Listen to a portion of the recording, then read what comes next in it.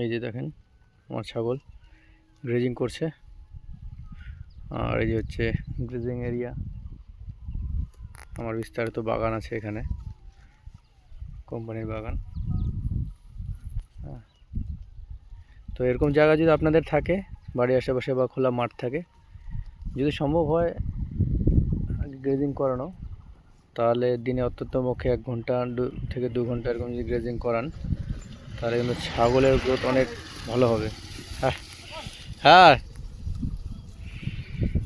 হ্যাঁ, অ্যাকচুয়ালি ঘাসে এরা ঘুরে ঘুরে খাচ্ছে, তো এক একটা ঘাসে এক রকম ভিটামিনস থাকে। তো নিউট্রিশন ভ্যালু এটার অনেক বেশি এই গ্রেজিংয়ে। আর রোগ প্রতিরোধ ক্ষমতাও বাড়ে, আমি দেখেছি আমার নিজের ছাগলের ফার্মে আর কি। শরীরের ইমিউনিটি পাওয়ার বাড়ে, রোগ প্রতিরোধ ক্ষমতা বাড়ে। তো চেষ্টা করবেন যদি সম্ভব হয়। আর যদি জায়গা না থাকে তাহলে তো উপায় নেই। তো তখন চেষ্টা করবেন সিজনাল ঘাস রাখার আর কি। পার্মানেন্ট যে কোনো ঘাস থাকে, যদি সিজনাল ঘাস রাখেন, কোন সিজনে কী ঘাস চাষ হয় এ বিষয়ে যদি জানতে চান, তাহলে কমেন্টে জানাবেন।